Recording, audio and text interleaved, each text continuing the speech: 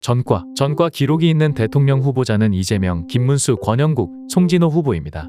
이재명, 김문수 후보는 똑같이 전과 기록이 각각 3건씩 있고 권영국 후보는 4건, 송진호 후보는 17건의 전과가 있습니다. 이준석, 구주와 황교안 후보는 전과가 없습니다. 병역, 후보자 7인 중 군필자는 이준석, 구주와 송진호 후보입니다. 나머지 4 후보는 모두 군면제입니다. 재산, 가장 많은 재산을 신고한 후보는 약 33억 원을 신고한 황교안 후보입니다. 두 번째로 많은 재산을 신고한 후보는 이재명 후보로 약 30억 원의 재산을 신고했습니다. 그 뒤로는 순서대로 권영국 후보, 구주와 후보, 이준석 후보, 김문수 후보, 송진호 후보입니다.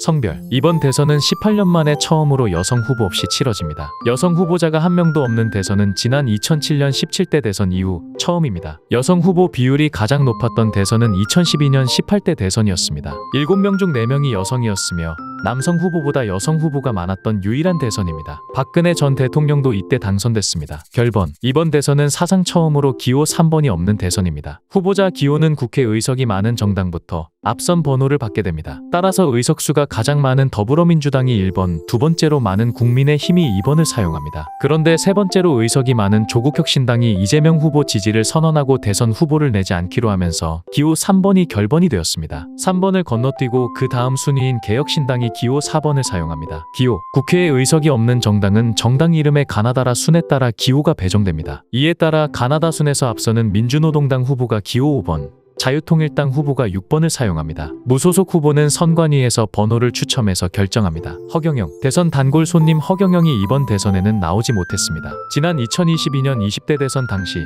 자신이 고 이병철 전 삼성그룹 회장의 양자라는 등의 허위 사실을 공표한 혐의로 징역 2년에 집행유예 3년을 선고받아 피선거권을 향후 10년간 박탈당했기 때문입니다. 경기도지사, 이번 대선은 역대 최초로 경기도지사 출신 후보들이 맞붙습니다. 그런데 한국 정치에는 경기도지사 출신은 대통령이 되지 못한다 라는 유명한 징크스가 있습니다. 지금까지 대권에 도전한 경기도지사 출신 인물은 모두 경선이나 본선에서 패배했기 때문입니다. 그러나 이번에는 거대 양당의 후보가 모두 경기도지사 출신이므로 징크스가 깨질 가능성이 큽니다. 다만 이준석 등 제3의 후보가 당선된다면 징크스는 그대로 유지됩니다. 나이 제한, 선거일 기준 만 18세 이상이 투표할 수 있으므로 2007년 6월 4일 출생자까지 투표할 수 있습니다. 투표에도 나이 제한이 있듯이 대통령 선거 출마에도 나이 제한이 있는데요. 만 40세가 넘어야 출마할 수 있습니다. 1985년 3월 31일생인 이준석 후보는 출마 요건인 만 40세를 이제 막 채운 만큼 이번 대선에서 가장 젊은 후보로 나서게 됐습니다. 나이 차이,